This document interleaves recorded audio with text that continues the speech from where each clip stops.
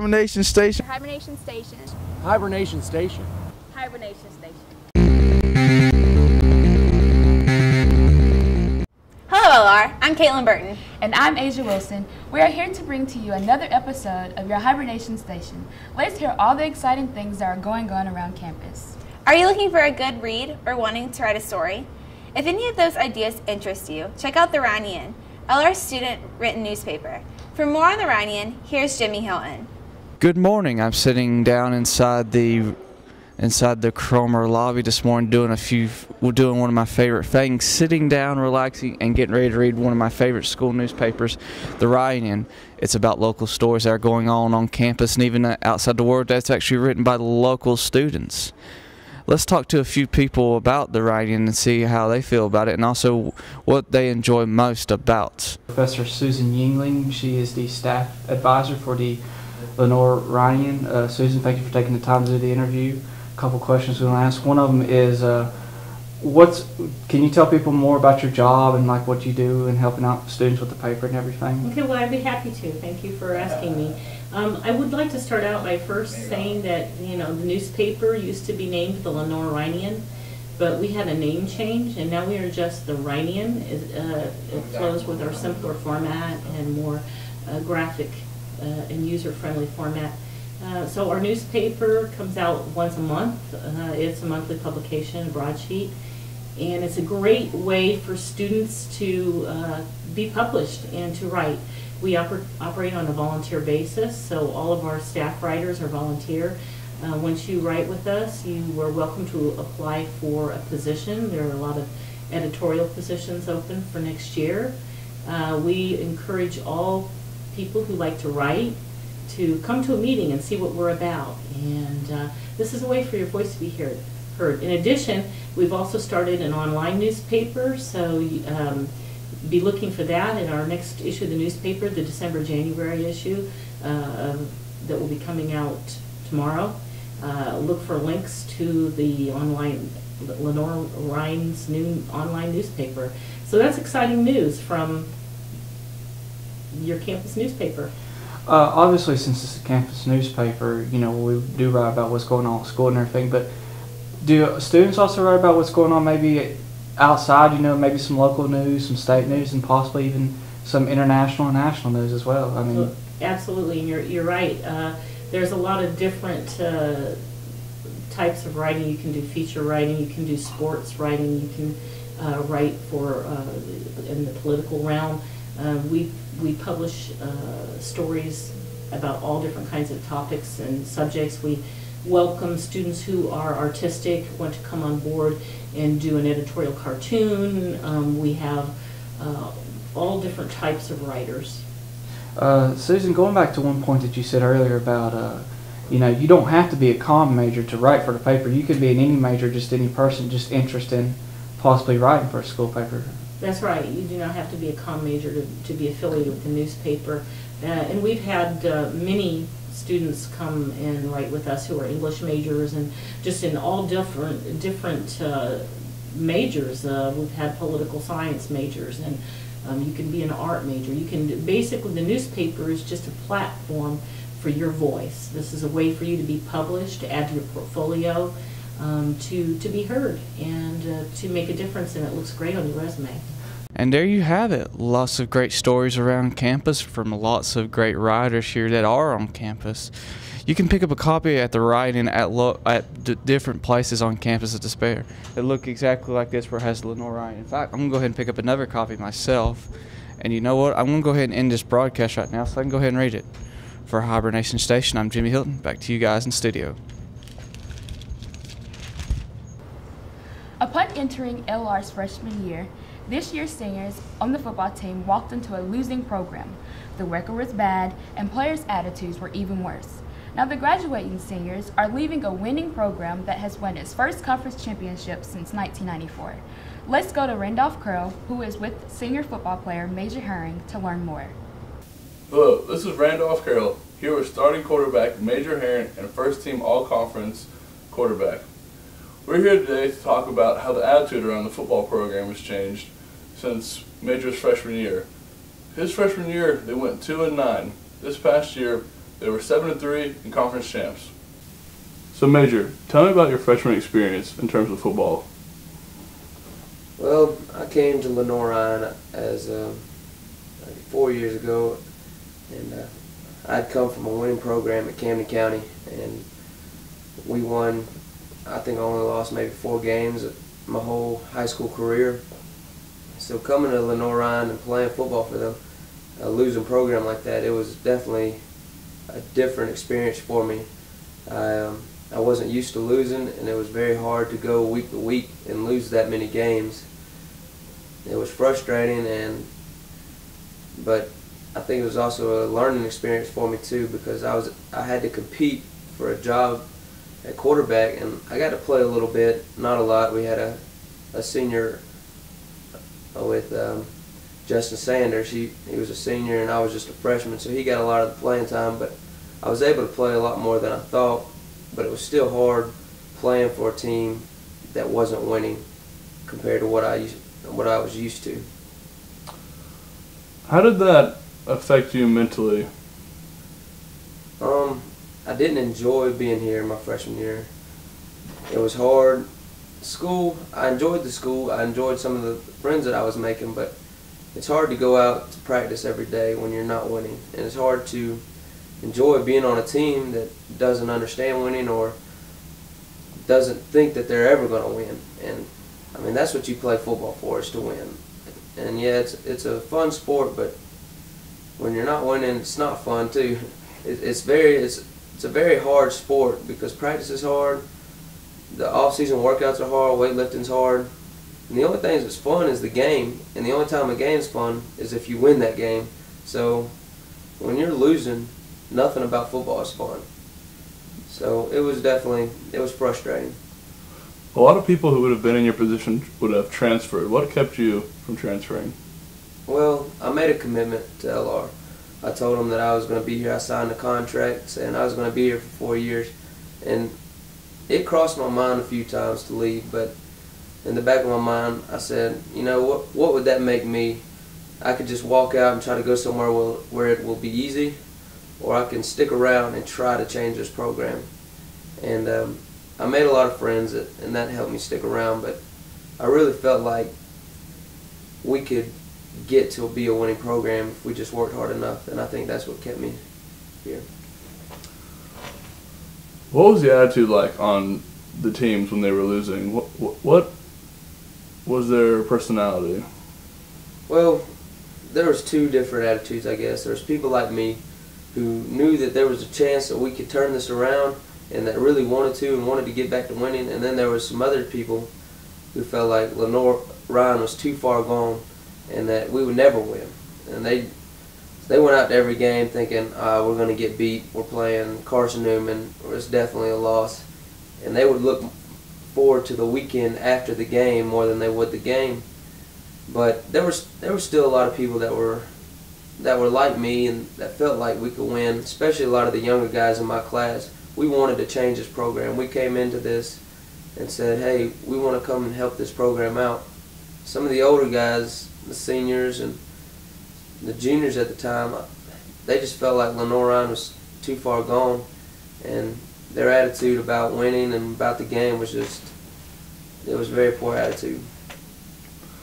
How would you describe the attitude of the team from this past year after winning the 7 games and becoming conference champions? Well, it's really changed. Coach Goldsmith did a great job of recruiting good guys and with great character. And last year we won 7 games. It was our first winning season in a long time, and so that really helped boost morale. People realized, hey, we can win games. We're gonna win games, and it was really interesting to see how the off-season workouts changed, where people's work ethic really improved, and everybody was excited to be a football player here. And we felt like, hey, we've got a chance to do something great. And we set a goal, so we were going to win a conference championship, and we came out this year. And we worked hard every day at practice. We worked hard in the weight room, and we went after that goal. And even when things got rough, when we lost a couple early in the year, we said, hey, we're not going to let those losses affect us. We could still win. And we kept fighting, and we were able to go out and win the conference championship. Where do you see the future of Lenoir-Rhyne football heading? Well, I think we've made some great strides, and I think that if people keep working hard, that it's only going to get better. And I would love to see them win another conference championship next year and get a playoff berth, and who knows, go far in the playoffs. What would you tell to the incoming freshmen now who have experienced success their first year as opposed to the failure that you experienced your freshman year? Don't get complacent. We're good because we've worked for it. We came from being on the bottom to being good. So Lenoir-Rhyne's not always been a great program, so don't get complacent and think that everything's going to be easy. You're still going to have to work, and you're still going to have to fight. This conference is the toughest conference in Division II football. And if you have a bad week, you're going to get beat. So whatever you do, don't get complacent. Thank you very much, Major. We appreciate your time. Thank you. So there you have it, directly from one of the most experienced players on the team. Major, we appreciate your time, and best of luck in the future. Thank you, man. Back to you guys. Since the football playoff season is just starting to kick off, nothing will hold you back now from having those Sunday afternoon parties. I got a chance to show everyone how to make a delicious holiday appetizer for those special occasions. Take a look. Hi, I'm Caitlin Burton, and I'm here to teach you a quick, easy, and cheap way to make a holiday appetizer. Only takes 5 ingredients and only takes 25 to 30 minutes to make. First, you take cream cheese in an 8x8 pan. I already poured it out, so just gonna spread it at the bottom layer. Spread it a little bit more. Then, you take your turkey chili. Take your turkey chili out and pour it on there. Yeah.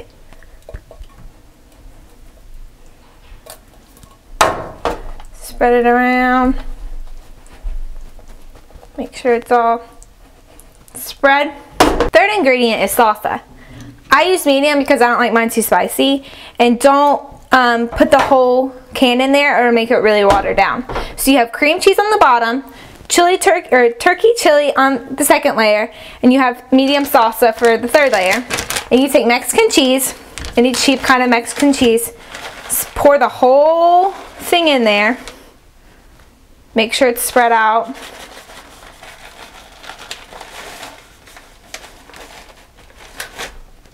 Everyone likes a lot of cheese, so make sure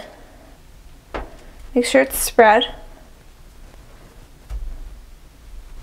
Alright, so that's all it takes. Now, you put it in the oven, where you preheat your oven to about 350 to 375 degrees. And that's it. You wait 25 to 30 minutes, and then there you go. After about 25 minutes, get it out of the oven.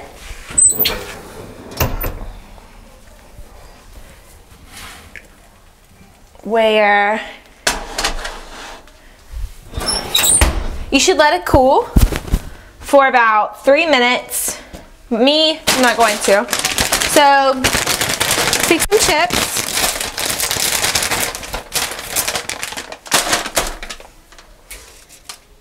Take it out. Uh-oh.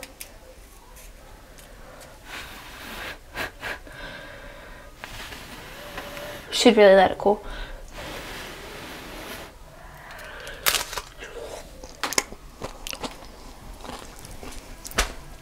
Happy holidays. This is Caitlin Burton from Hibernation Station. Back to you guys. Basketball season is finally under the way. Let's stand by sports anchor Karan Boston to see why this season's men's basketball team may be one to look out for. Karan? Although our men's basketball team's record isn't as intimidating as some may think, this year's basketball team has shown some vast improvements and are only 2 games down in conference play. In the world of college athletics, They say that recruiting plays a major role in a team's success the following year. For this year's team, freshman Denzel Dillingham out of Hickory, North Carolina, has played a great role on this year's squad. Let's catch up with one of the coaches to see what he thinks about this season. We're standing with assistant coach Chuck Scheide. Scheide like Heidi, he likes to say. Coach, we talked about recruiting and how well you guys have done a great job this year of it. Can you comment on freshman Denzel Dillingham this year? Yeah, Denzel's got a pretty good future with us. Works hard, but as most freshmen, he's learning. It's a learning curve. He can score the ball. Needs to learn the other end of the court, but it's not an effort problem. Just part of growing. That's excellent, Coach. With an 0-2 home record here, you guys have shown some great improvement, and I mean each game is getting closer, and we're starting to see that you guys can really pull it apart. How close do you think we are to reaching the peak of our play? Probably about a month away. Right now we're playing without 5 guys that are major minute guys. We're going to have 2 of them back next week to eligibility issues. Then we're going to get 3 more guys back from injuries. Probably, I would say mid-January, you're going to start seeing us really start putting it together. And to comment on those close games, do you see us winning those close games in the future, as you said? I believe so. 3 of those teams we lost close games to are top 25 Division II. So when you consider not having 5 of our big horses, I think once we get everybody together and if they'll buy into playing team basketball, we're taking some selfish shots, but we're learning, and another month or so we'll be all right.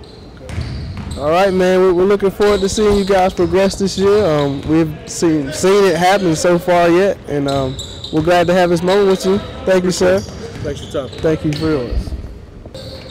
That about wraps it up for us here at the Schufer Gymnasium. The men's basketball will be playing against St. Andrews for December 6th at 7 p.m. So come out and support the guys. Back to you guys at the Hibernation Station. Are you registered to vote? With primary elections right around the corner, here's Scarlett Gallion to show you a few different ways you can register to vote. Being able to vote is one of the things that makes America great. I'm here to tell you how you can register to vote. Have you registered to vote yet? I am registered to vote. Did you vote in the last election? In the 2008 election, I did vote. Are you Republican or Democrat? And you do not have to answer that. I am a registered Republican, but I am someone who believes that the candidate decides who I vote for. When you registered to vote, was it an easy process or more difficult? It was a fairly simple process. Registering for college was more difficult than registering to vote. Before you can even register to vote, you must be a U.S. citizen.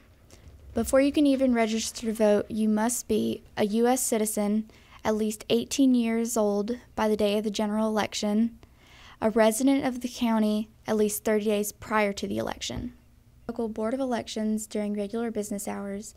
Download a registration form and mail it to your local Board of Elections. Get a voter registration form at any public library, local Department of Social Services, or public health office. When you register, you need to be able to give your full name, current address, mailing address, birth date, birthplace, driver's license number. If you do not have one, the last 4 digits of your Social Security number. Important dates to remember for the 2012 elections are February 13th through 29th. That's the filing period. May 8th, primary elections, and November 6th, general elections. As you can see, there are quite a few different ways to register. I hope this helps you with your process. I'm Scarlett Gallion reporting for Lenoir-Rhyne's Hibernation Station. With the start of 2012 underway, seniors are in their last semester and one step closer to receiving their diplomas. This time of year can be both exciting and very stressful. I got the chance to catch up with a few seniors to get their take on wrapping up their final moments here at LR. Good morning. I'm Maisha Wilson, bringing to you all access information from Lenoir-Rhyne's Hibernation Station. Today, I'm going to be talking to many different seniors here at LR about their senior year. So let's take a look into the life of a senior. Senior year has been hard. It's been like, I thought it would be the easy part of graduating. I thought it would be the easy part of school, but it's the hard part. I thought that it would be the easiest semester, but this semester has probably been the busiest. It's probably been the most ups and downs, probably the biggest troubles, probably the biggest tribulations, but somehow I'm almost done. It's been long. I feel like it just started, but I feel like it's been going on forever. So it's kind of weird to try to put that into words. But I'm ready to move on. It's been good, but I'm ready to move on. It'll be weird to leave at the same time. So it's been hard, but I think this semester I probably learned more about myself, about life, than anything else. Hi, I'm Hannah Johnson and I'm a senior at Lenoir-Rhyne and I'm graduating in May. This semester has been one of the most stressful. I've had 21 credit hours and an internship, but overall I've enjoyed my experience and I've learned a lot about time management since I am a senior, and I'm looking forward to graduating in May and continuing my education. I'm Catherine Stevens and it is almost in the first semester of my senior year, and this semester has been extremely stressful, but there's been many good times as well. I've really enjoyed Richter's class, Research Methods, Richter, but I mean it's been really stressful, but as we're coming to the end, I'm finding that I'm trying to really enjoy my time here at LR because I've enjoyed it since a freshman, but each year just keeps continuing to be better, so I don't really want to leave. My name is Donna, and I'm a senior Human and Community Service major at Lenoir-Rhyne. And my first semester as a senior has been pretty good. It's just been really busy. We had a lot of tests and projects and papers, but it was fun and it's exciting being a senior. And I'm getting prepared for an internship at the animal shelter next semester, and that's both stressful and exciting. Well, folks, it looks like senior year is approaching very quickly. But for many, it will be an experience they will always remember. But for now, I'm Asia Wilson, reporting to you live from your LR Hibernation Station. As we continue to power through the cold winter in anticipation of the spring, the LR baseball team is hard at work preparing for the 2012 season. Let's send it out to our field reporter, Ryan Weiss, for a closer look at this year's team. Ryan? I'm Ryan Weiss for LR News Hibernation Station. The springtime is fast approaching, and that can only mean one thing. The LR Bears baseball team is on the field preparing for another season. Led by head coach Paul Knight, the Bears will look to bounce back from a difficult 2011 season. The team will sport a much younger lineup this year with only 3 seniors on the roster. The team will have to look all around the field from leadership at other positions, mainly from underclassmen. After enduring a rigorous fall season filled with weight training, conditioning, and long days at practice, the guys feel confident that this is going to be a big year. Let's see if we can catch up with a few of the guys that will be key to the Bears' success this year. I'm here with sophomores baseball players, Zach Monroe and Matt Rose. Guys, can you guys talk to me about some goals for the team this year? I think our goal this year, as it should be every year, we want to be the #1 team in SAC. And I would say that we just want to build up some national prestige and get some credit in the national rankings. Okay. You guys have some personal goals for this season for yourselves? Yeah, I mean, I think I'd like to just improve as an all-around baseball player, just help my team out and do whatever I can. So I think everybody on the team's goal is to get better each day and get better as a team, too. Thank you very much, guys, for your time. You're welcome. So there you have it. From all of us here at LR News Hibernation Station, we wish the team good luck. I'm Ryan Weiss. Back to you guys. There are leaders all around the world. We seem to forget some of the ones that have made a major impact here in America. With Black History Month approaching, Darren Roseborough stepped out on campus to highlight a great hero and activist, Martin Luther King Jr. Good morning. My name is Darren Roseborough. I'm here to talk to you about a day to remember and a man of importance. Who exactly am I talking about? Martin Luther King Jr. I'm here with Miss Emma Sellers, talking to her about Martin Luther King Day. Hi, how are you? Doing well, hope you are. I am. What exactly does Martin Luther King Day mean to you? To me, it's just a time to celebrate the life and the legacy of someone who, along with others, gave their life for our freedom and for our rights. If it wasn't for him and his work, I wouldn't be here behind this desk talking to you right now. He was very instrumental in the 50s, and of course his legacy has continued on through today and still works and still affords us the ability to do anything. Also, lastly, if Martin Luther King was still alive, what would you tell him or what would you thank him for? Wow, now that's a good question. There are no words that I would be able to show my gratitude to him for what it is that he's done. And I do know that I'm standing on his shoulders, and many people that look like me, as well as people that don't, are as well. And without his work, I can't imagine what this country would be. And so he is greatly appreciated. And that would be an extremely humbling experience to have the opportunity to meet someone as great as he is. All right, thank you so much. Thanks. It's always good to remember how much of an impact someone has made on you as Martin Luther King Jr. My name is Darren Rosenberg, here reporting for you for your Hibernation station. Have a good day. Lenoir-Rhyne hired multiple first-year teachers this year. Ryan Jones had the chance to catch up with the new first-year teacher, Chase Walden, to get an inside look at his views at LR and see how his first year has been. Hello, my name is Ryan Jones, and we're here on the campus of Lenoir-Rhyne University. Lenoir-Rhyne brings in a variety of different new teachers a year. This year, one of the teachers they brought in was English professor Chase Walden. We had a minute to catch up with Chase. Let's see what he has to say. Hello, my name is Ryan Jones, and I'm here with first-year teacher on Lenoir-Rhyne's campus, Chase Walden. Chase, I got a few questions for you. How did your first year go as a teacher? What do you think? The students, the environment? My first year as a teacher here was a real breath of fresh air in a lot of ways. I came from a much bigger university, UNC Charlotte, where I was a graduate assistant. As far as doing this work, you know, as a career sort of thing, this is my actual first year. My other work came while I was getting a master's. Okay.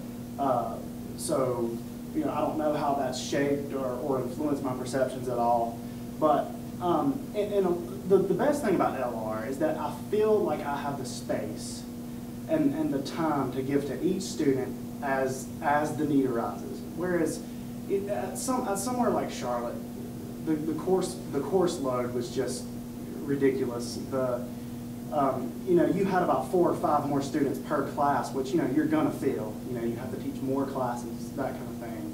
So I think what LR has given me, compared to my previous experiences at least, is a lot of wiggle room, a lot of time to sit one-on-one with students and do things that are going to make for more individualized, more tailored kinds of experiences. Okay. Well, thank you for your time. I really appreciate it. As we can see, Professor Walden really enjoys his stay here at LR and thinks highly of the students and the campus. I'm Ryan Jones, reporting live, LR Hibernation Station. Are you tired of being broke and looking for work, study jobs on and off campus? The beginning of the semester is always a good time to look for a job. Here's Shayna Smith with more information on how to go about getting an on-campus job and tips on how to pursue an off-campus job as well. Do you need a job? Well, here's some information that might be helpful to you. I'm here with Britt Nichols, and he's going to talk to us a little bit about how to get a job on campus. Hello. Hi, how are you? I'm good. Well, first of all, our work-study program consists of 2 different accounts. One is a federal work-study account, and the other is a departmental work-study account. The federal government gives us a certain amount of money each year for students who qualify to receive work-study funds under that account. And those who don't qualify for that account, we also have university monies that we set aside for students to earn as well as they get jobs. Now, as the new year begins, we annually have what we call a job fair, work-study job fair to be exact. It's held the Monday before the Tuesday beginning of classes, normally the 3rd week in August. At that time, most of the supervisors, if not all, for the work-study positions that are open will be there interviewing prospective students and prospective workers for their positions. Okay, going into second semester, what advice do you have to students that are trying to find on-campus jobs? I would advise them to continue to look at the website because jobs are required to be posted there when they come open.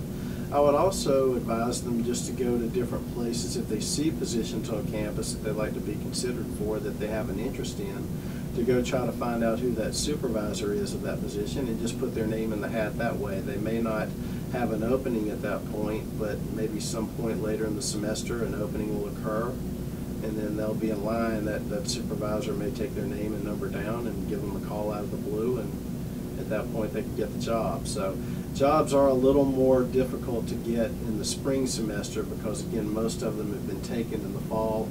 Those students return to those jobs, so they're not quite as many in the spring. But certain things come up in the spring where there's more needs for students. For example, intramurals is an area that gets going a little bit more in the latter part of the spring, and they do a little bit more hiring as they go forward. So it's not entirely impossible to get a job in the spring, but it's a little more difficult than it is in the fall. Well, thank you so much. Thank you. Do you have any advice to students about job opportunities on or off campus? The best piece of advice that I can give students is to make sure that you are persistent and that you follow through. Let employers know who you are and that you're interested in any opportunities that they may have, and then when you're following through with them and getting in touch with them, they're much more likely to remember who you are in the future. Thank you. You're welcome. You've heard from Jenny Smith and you've heard from Rick Nichols. What else do you need? Go out there and get you a job. I'm Caitlin Burton. And I'm Asia Wilson. Thank you for tuning in to another episode of Hibernation Station.